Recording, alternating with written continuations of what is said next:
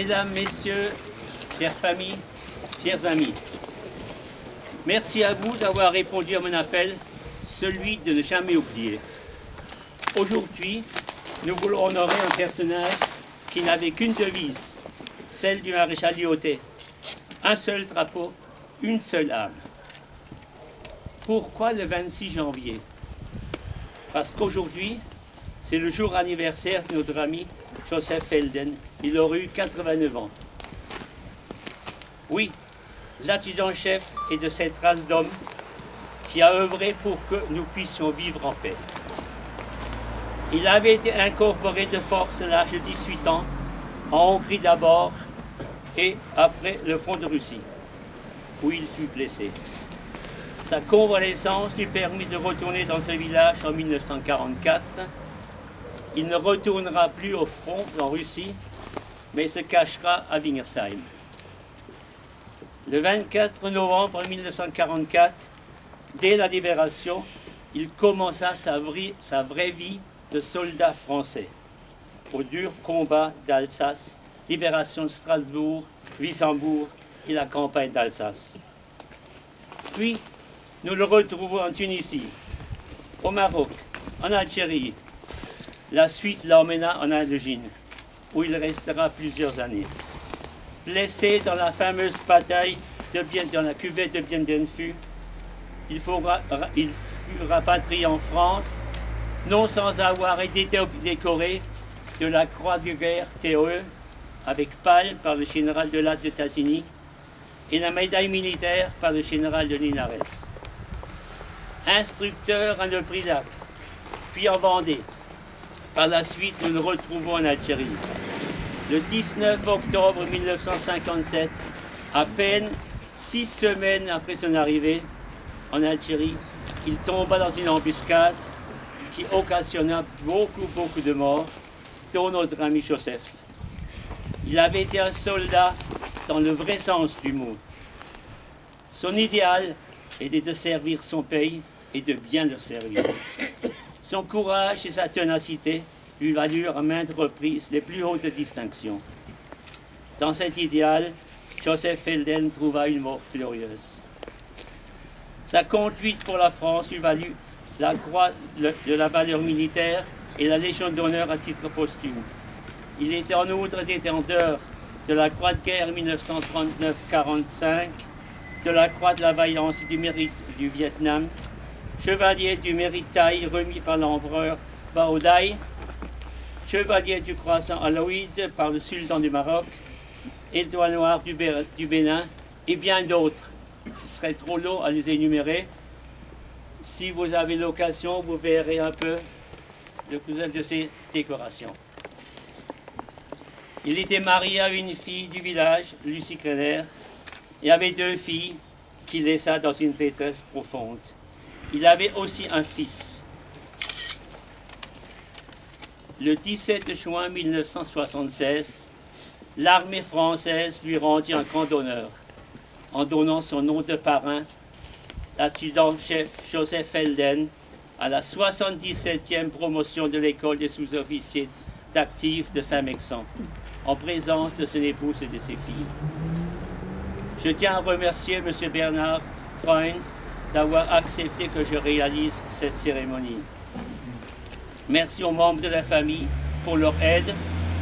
La première personne que j'ai contactée, c'était Mme Reinbold Géraldine, qui m'a mis en relation avec Mme Lang Paulette, une des filles de notre ami, qui m'a fourni une liste des membres de la famille à contacter.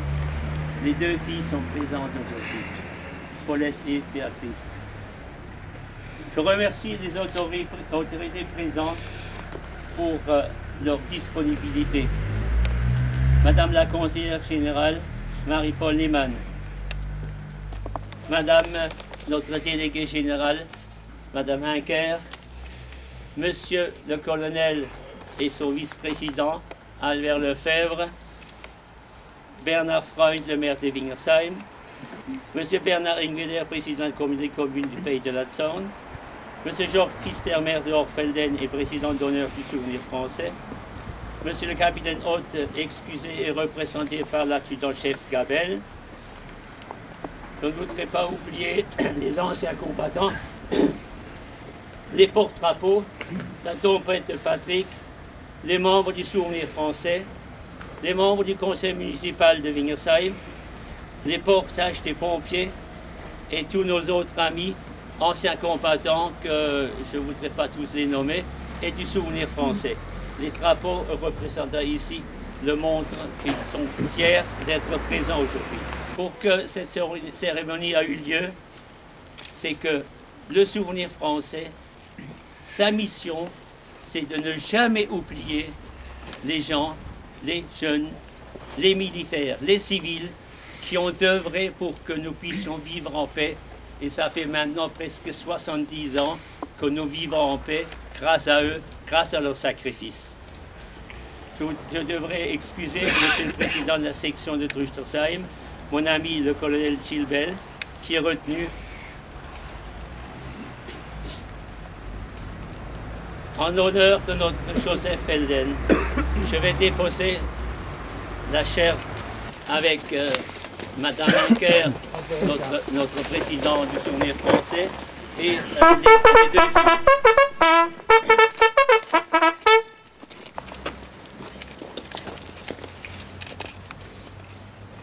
Je te promets que le Souvenir français ne s'oubliera jamais. Homo.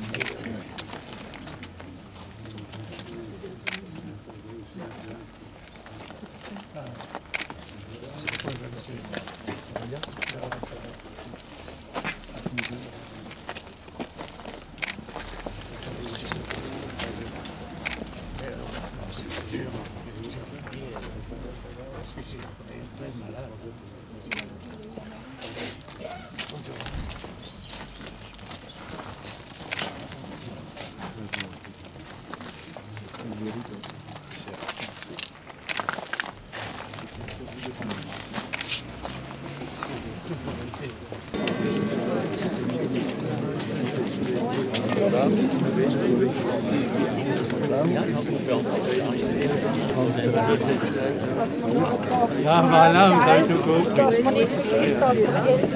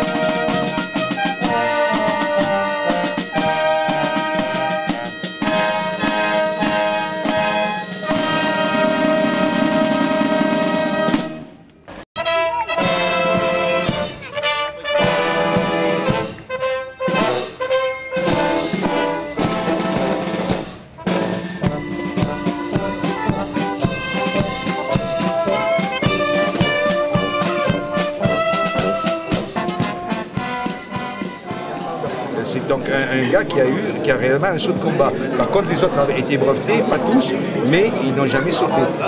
Il y a 30 gars qui ont sauté sur la Drôme, il y a 15 gars qui ont sauté ou avec les Américains ou avec les Anglais le 15 août 1944 sur la Provence. Les 15 gars du choc, une douzaine du premier CP qui ont sauté avec les Américains. J'ai une photo couleur d'un soldat du choc en tenue américaine, mais il porte le brassard bleu-blanc-rouge pour prouver que sinon il n'a aucune différence avec la même tenue que les Américains et tout. Voilà. C'était des paras. Enfin, c'était des paras. Théoriquement, tout de suite après-guerre, ils ont fait l'instruction parachutiste, ils ont été brevetés. Bon, mon oncle a eu ce brevet-là.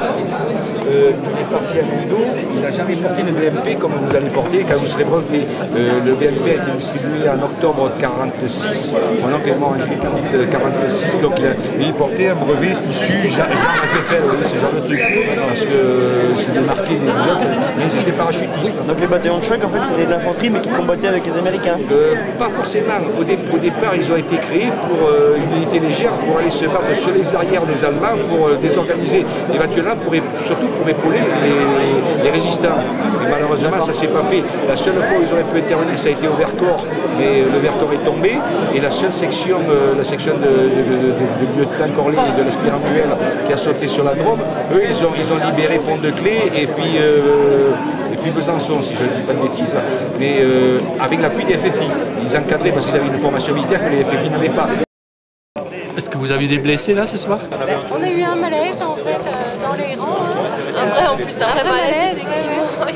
Donc ils se sentaient pas bien, on restait au garde à vous sous froid et puis on étant presque à jeun maintenant, alors qu'il est en France. En fait on était deux ambulancières plus un sapeur-pompier et infirmier dans le civil qui s'est détaché. Donc ayant des connaissances aussi médicales dans le civil, on a géré la situation, quoi. Sinon, pour l'instant, au niveau des scénarios, on n'a pas encore eu vraiment d'action pour nous. Ça va peut-être venir ce soir. On va voir. Ça rassure les gens, mais ça leur montre aussi qu'il n'y a pas que des garçons qui font ça. Voilà, ouais. Et bien sûr, on respecte aussi l'histoire en faisant ce qui a existé vraiment dans l'histoire. On ne va pas s'habiller en tenue d'homme juste pour être là et pour faire beau. On va vraiment mettre les tenues que des femmes ont portées à l'époque. Ça nous permet de garder le lien avec les anciens, comme M. Choc, qu'on a vu tout à l'heure, avec qui d'ailleurs on a pris une photo. Ça lui a fait très plaisir, il a dit ça a fait très plaisir. Et c'est vrai qu'en plus on a leur avis et ils cautionnent tout à fait ce qu'on fait.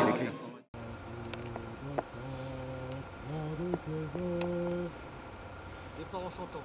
En avant. Marche. Un jour d'octobre, loin de chez eux, parachutés près du Viet Minh, 600 soldats au cœur de feu, prêts à mourir pour l'Indochine. Leur âme est pure, leur foi profonde, leur volonté faite d'acier. Que leur courage nous inonde, comme dans les combats de tuer,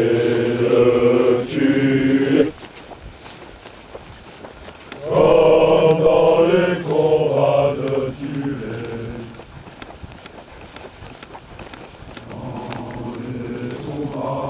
Dans les assauts, les langues craintes pour leur corps, officiers et frères brûlés, aux mains de Dieu confièrent leur sort.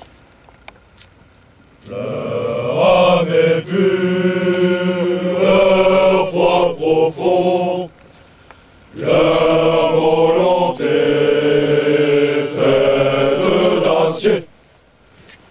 Que leur courage nous inonde, comme dans les combats de tuer, comme dans les combats de tuer.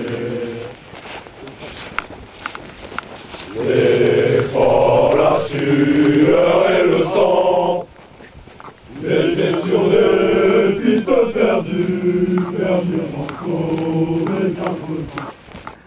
Leur âme est pure, leur foi profonde, leur volonté faite d'acier.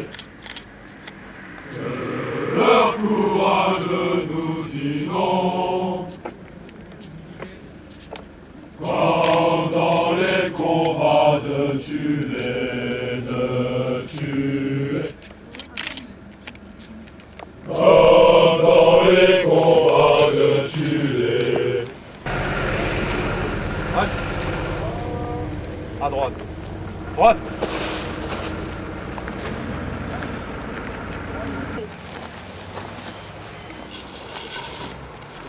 Oh.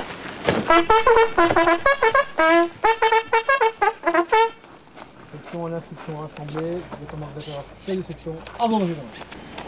Recommandant, repos.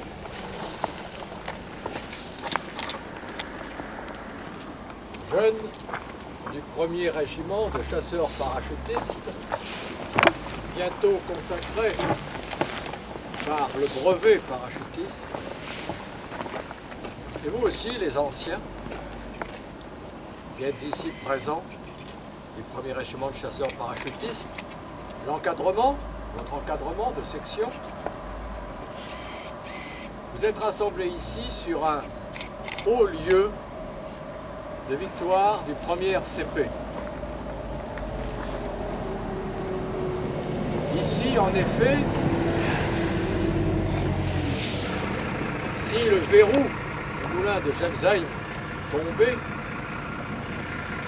la victoire était acquise et l'on pouvait foncer vers Colmar et buter les Allemands hors de France, définitivement. Ce fut donc ici un des plus hauts lieux de l'histoire de votre régiment, et je dirais avec affection, car j'en ai fait partie, de notre régiment. Quelles étaient les raisons de cette victoire? Et là, je m'adresse à vous, les jeunes, qui êtes actuellement à l'instruction. Vous savez, le combat, la victoire, c'est comme une planche au-dessus d'un ravin. Il ne faut pas grand-chose pour tomber dans le ravin. Et il faut arriver de l'autre côté. Quelles sont les conditions pour ne pas tomber? Il y en a 3. La première, c'est la camaraderie, la solidarité et la camaraderie de soldats. Tous pour un pour tous. On n'abandonne pas son camarade, on tient bon ensemble, on y va ensemble. La deuxième condition, c'est la foi dans ses chefs. Pour ceux-ci, l'exemple des chefs. Certains d'entre vous, les jeunes, vont devenir des chefs, et on est chefs à partir de caporal. L'exemple du chef. Et la troisième condition, qui vous paraîtra peut-être terre à terre, et Dieu sait si elle est importante, c'est le drill, c'est-à-dire la répétition sans arrêt de votre job de soldat. Répétez, répétez, répétez, répétez la veille de partir, de sortir du camp en Afghanistan. Répétez le soir, comme après un exercice. Répétez dans sa tête, répétez avec ses mains. Car croyez-moi, lorsque les balles sifflent, et c'est pas très grave, les balles sifflent, ça a été des balles qui passent loin. Et lorsqu'elles claquent, c'est-à-dire qu'elles passent à moins de 20 cm de vous, lorsque les obus tombent, croyez-moi, il n'y a que les réflexes qui reviennent à la surface. Et ces réflexes, c'est par l'instruction répétée. Eh bien ici, vos anciens, ici, vos anciens du 1er régiment de chasseurs parachutistes, qui à l'époque portaient le béret bleu de l'aviation, ils ont gagné. Ils ont gagné grâce à leur camaraderie. Ils ont gagné grâce à l'exemple des chefs, caporal, colonel. Ils ont gagné grâce à la répétition, au drill, à l'entraînement préalable. Et la quatrième condition essentielle, mais celle-là, vous devez l'avoir gravée au fond de votre cœur, c'est la foi. Courage et la foi. La foi en ce que vous faites, la foi en la France, la foi en vos camarades, la foi en votre régiment. C'est pour cela que ce soir, nous sommes rassemblés ici pour honorer la mémoire des vainqueurs qui sont hélas morts ici et qui ont permis la victoire. Alors, honorons leur mémoire en nous souvenant de leur qualité, de leur courage et de leur foi. Appel des morts. Les lecteurs sortaient des rangs, mettez-les en place. Pour l'ensemble. Carabo!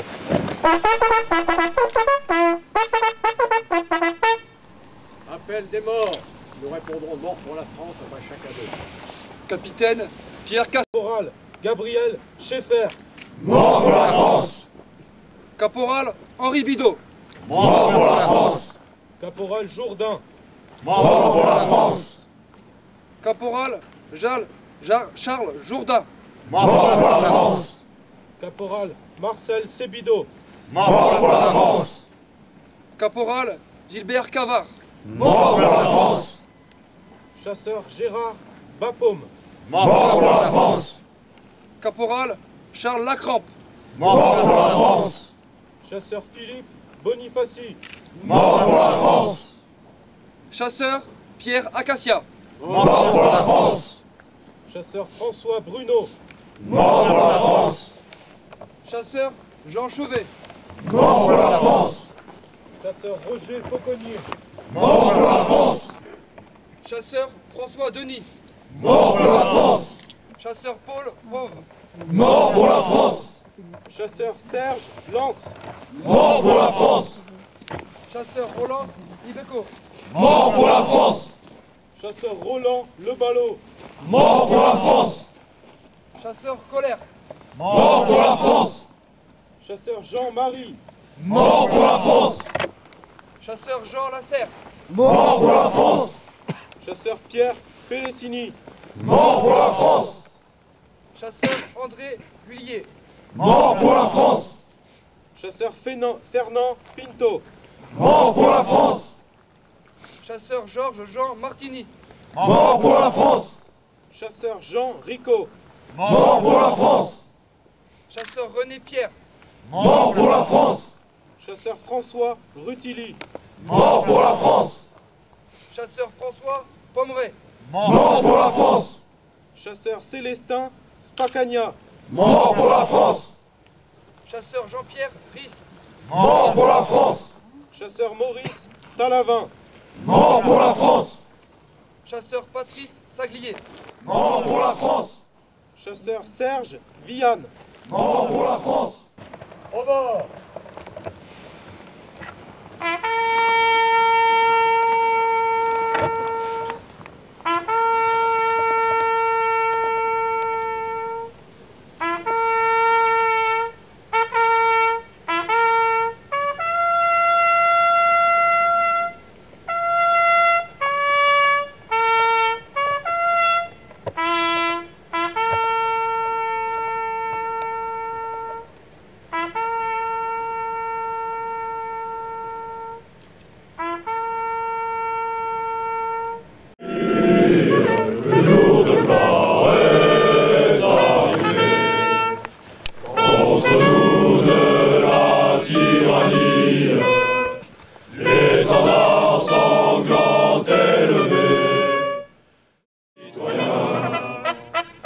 Formez vos bataillons. Marchons, marchons. Colonne Parrain, suivez-moi. La section repos.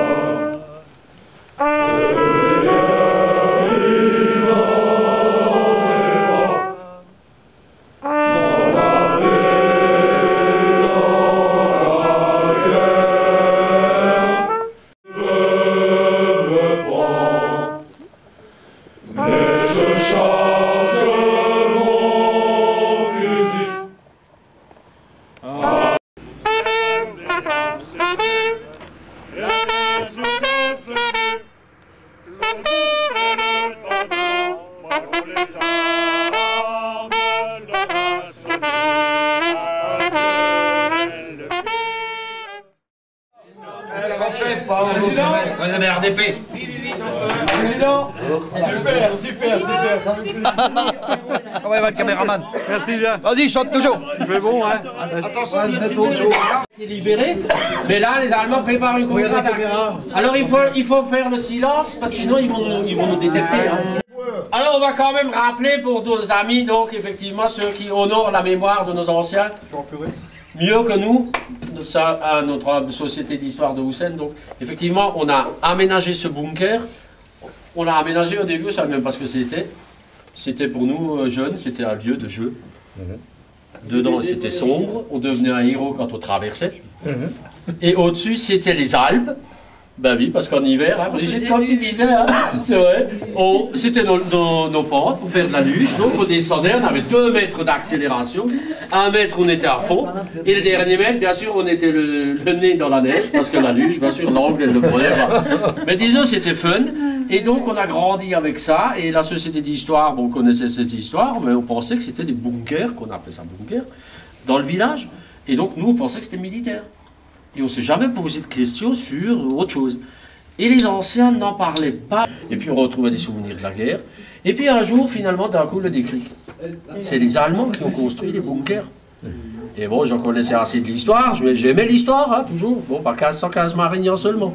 Et puis je me dis, mais attends, la ligne Maginot, c'est en France. Ouais. Les Allemands, s'ils ont construit la ligne Siegfried, c'est pas en Alsace, s'ils n'étaient pas encore là. Et puis de fil en aiguille, donc on a cherché et on a trouvé la vraie histoire des bunkers. Et la vraie histoire des bunkers, en fait, elle commence donc dans les années 40. Lorsque la drôle de guerre se fut terminée, que les Allemands nous aient assaillis donc par l'arrière et qu'ils aient conquis la terre alsacienne.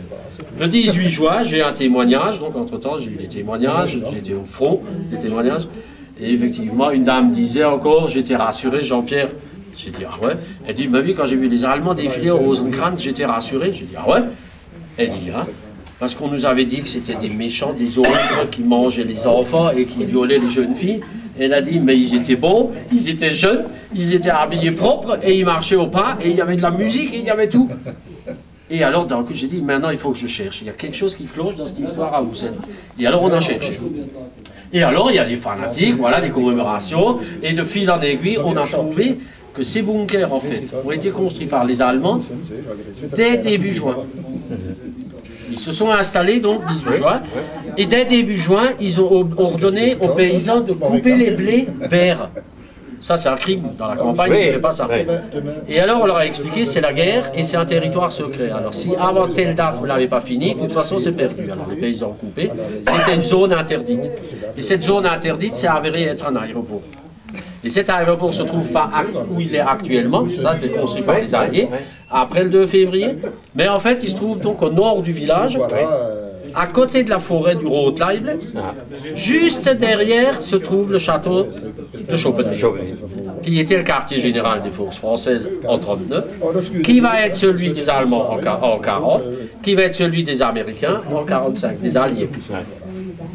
Et donc, c'est un aéroport qui a été construit. Et Houssen devient non plus un village anonyme, un village avec un aéroport. Et là, on creuse. Et Holzwir a aussi un aéroport. Mais à Houssen, il n'y a pas d'avion. C'est bizarre, parce que les avions, ils les cachaient dans la forêt du Rotleibel. Et les témoins nous ont raconté comment ils faisaient. Et en fait, ces avions approvisionnaient donc le quartier général, entre autres, qui était aussi Schoppenweg, un lieu de convalescence pour les grands, ce qui explique l'importance des avions. Et en plus, donc après les recherches, donc c'est là que se sont déjà formés en 1940, Hitler dans ses plans avait déjà prévu la formation des pilotes pour la bataille d'Angleterre. Donc c'était une formation accélérée qui se faisait à Houssen. Et pour tromper l'ennemi, les généraux de Hitler ont donc construit à Holzwir, on avait des témoins aujourd'hui, c'était assez poignant, hein, parce que bon, ils sont fiers de leur histoire, et donc ils avaient un aéroport visible, mais artificiel, factice, ils avaient des avions contreplaqués. Et nous avons eu la chance, donc, avec les témoignages, de retrouver le menuisier de Houssen, son papa, donc, Schwab Henri, voilà, on connaissait, oh, bon, formidable, hein. Et donc, il était obligé, sous la menace donc, des armes, il a assemblé ses avions contreplaqués pour l'armée. Il refusait de travailler pour l'armée, mais bon, il l'a fait. Pour l'aéroport factice. Voilà. Bon, là, c'est bien parce que là, ils connaissent. Parce que souvent, quand j'ai des amateurs comme moi, n'est-ce pas, non éclairés. Et donc, pour faire vrai, ils ont poussé le vice à construire aussi des bunkers civils à Holzwir. Ce qui fait que Holzwir a des bunkers civils pour un aéroport factice et Hussein a des bunkers civils pour un aéroport réel mais qu'on ne voit pas. Donc les avions, il est caché dans la forêt. Cette forêt d'ailleurs a changé, elle a été rasée par la tempête de 46. Ah oui, donc justement, à Holzwir, ils les ont pour faire vrai. Donc il faut bien vérifier parce qu'effectivement, donc nous on confond, et au début bien sûr, à Benvir Gare, donc ça s'arrête sur la limite du banc de Hussein. À Benvir Gare, qui est le banc de Benvir, qui est la gare quand même, donc autre point stratégique à Hussein, c'est un point stratégique puisqu'il y avait munitions, essence, gare de triage, donc c'était un autre point stratégique de Hussein. Là-bas, il y avait déjà des fortifications, donc c'est des fortifications. Et dans le langage du peuple, comme nous, bah oui, la ligne Maginot, des fortifications de 14-18, c'est ça, à Benvir Gare, il y a des fortifications de 14-18. Construites par les Allemands aussi, mais disons militaires. Ici, le bunker civil n'a pas d'ouverture. Hein. Donc vous, le professionnel, disons, il voit ça tout de suite, mais nous, les amateurs, bah oui, il n'y a pas d'ouverture. Donc pour un soldat, tu ne peux rien faire. Et donc effectivement, ils ont construit ce bunker, et donc ils ont commencé... Ils ont commencé donc par les construire par des entreprises privées.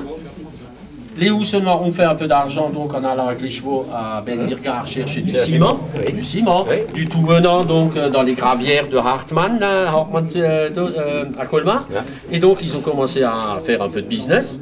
Certains ont même profité pour trouver les valeurs du béton. Ils ont vidé les étables et ils ont mis des sols en béton. Les Houssenois ont vu le progrès. Mais ils l'ont regretté parce que pour une étable, c'est nul. Hein. Très bien. Et donc, ils ont construit et jusqu'en l'automne 44, ouais, on a oublié, on a laissé tomber, on s'est dit ça sert à rien, c'est militaire et voilà. Et donc, quand les armées de Leclerc et des Alliés ont commencé à monter, la canonnade a commencé. D'un coup, on s'est souvenu de ces bunkers et les gens ont commencé à occuper, mais sporadiquement. Parce que, bah oui, il n'y a pas d'ordre militaire ni rien. Et donc, ils ont commencé à occuper. Les premiers, ils ont juste mis une litière, j'appelle ça une litière en fait, ils ont mis une couche de paille. Et ils ont dormi, ils ont dit, de toute façon, les Allemands, 2 jours, hein, bien sûr, il y a les optimistes, 2 jours, ils la prennent, la raclée. Résultat, ça dure. Et donc, après, on s'est installé, après le 16 novembre, il y a eu des alliés, un avion allié qui a largué 6 bombes au nord de Hussein. Et là, toutes les vitres, à midi pile, ont explosé, côté nord. Et là, la guerre était là. Et là, les gens se sont installés. Ils se sont servis de base pour dormir ici et vivre dans la journée, mais ils allaient quand même retourner dans leur maison. Ils ont occupé, bien sûr, en fonction du voisinage. Certains voisins allaient dans le bunker à côté, certains ici. Et après, la vie s'organisait en fonction du chef du quartier. Il n'y avait pas de militaire, il n'y avait pas le Bauernführer, qui était le maire de l'époque, quoi. Il y avait le gros, aussi les trucs du parti, tout ça, ça n'existait pas, ça se faisait un truc de voisinage. Alors certains ont installé donc, entre autres, on a essayé de retrouver les choses d'origine, des lits d'époque. Donc des lits avec matelas pour les anciens, bien sûr, les gravataires. Donc on les installait, on les mettait là, il fallait les soigner, ils restaient là toute la journée. Hein.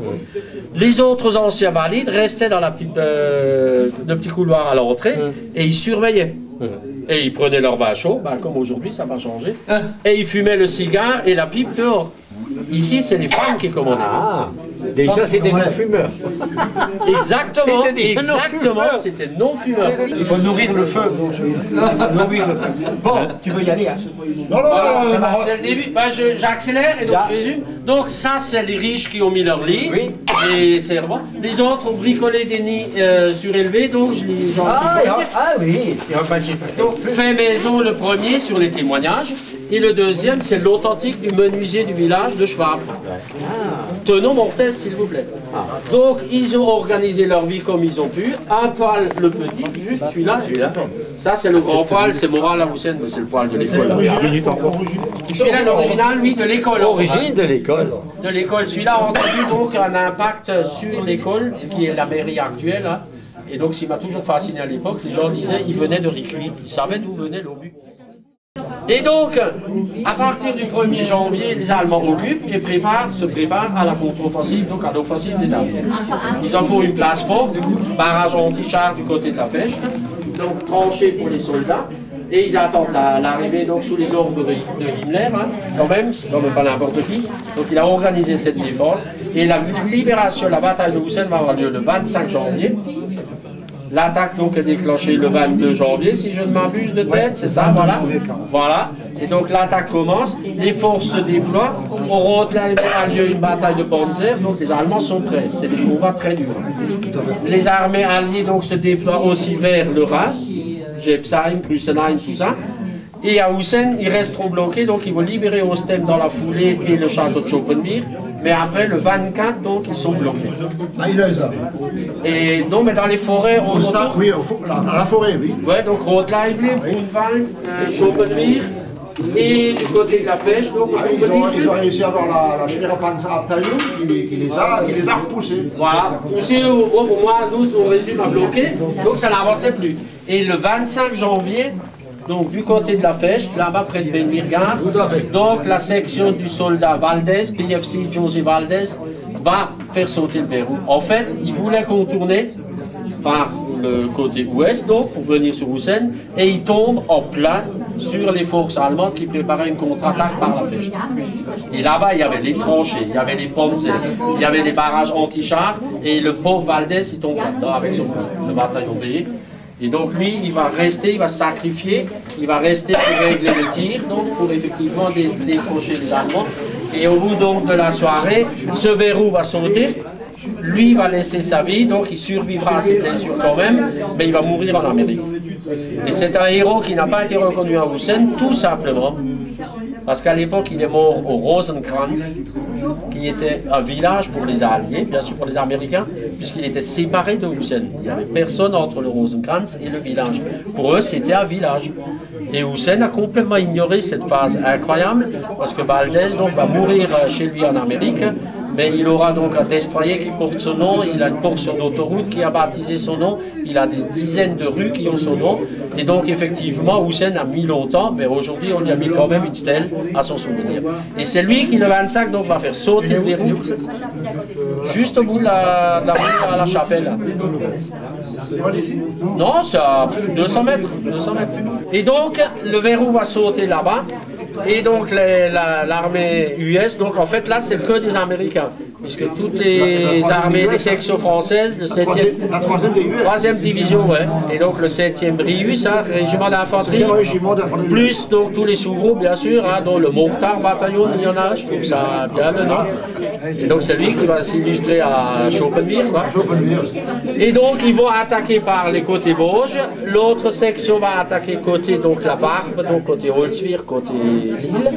Et donc ils vont prendre des Allemands en tenaille, et puis le soir à 17h, donc le 26 ce soir, le village est pris par les Américains, 166 prisonniers. Je rappelle quand même des chiffres que j'ai, donc la bataille de Panzer qui a eu lieu, de chars, 150 morts. Elle a lieu exactement où la bataille de Panzer? Au bout de la forêt, donc dans les Matten, voilà. Au bout de la forêt du Brunwald. Brunwald, d'accord. Entre le Rothleib, le bout de la Rothleib et le Brunwald au sud. Donc c'est dans les champs, dans les prairies en fait. Dans les prairies là-bas, ouais. On a des photos, elle est peut-être affichée d'un char, je crois que c'est un Allemand, qui est resté. Oui, les Américains, il n'y en a pas beaucoup qui sont restés des chars. Ils ont été débarrassés ou... C'était surtout des Hornets parce qu'il n'y avait pas tellement de Jagdpanzer. Mais la brigade, c'était la Schwere Panzerabteilung de la 108 qui est venue spécialement pour épauler la contre-attaque. Parce que bon, il y a aussi le Porc-Épic à Inhausen, là, donc qui a été descendu par Hornis. Mais non, donc la bataille d'Alsace, la bataille de Houssen et l'histoire du bunker, parce que c'est vrai que... On a fini, je vais chercher ma trompette. Voilà, c'est vrai qu'on a improvisé. Là, vous.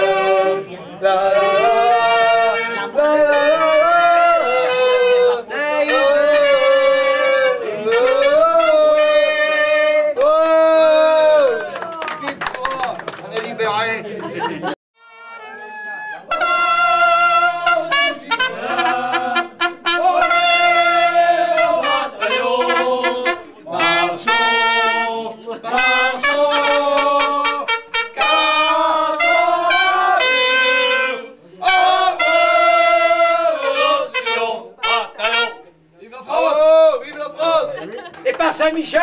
Vive les parents. Vive les parents.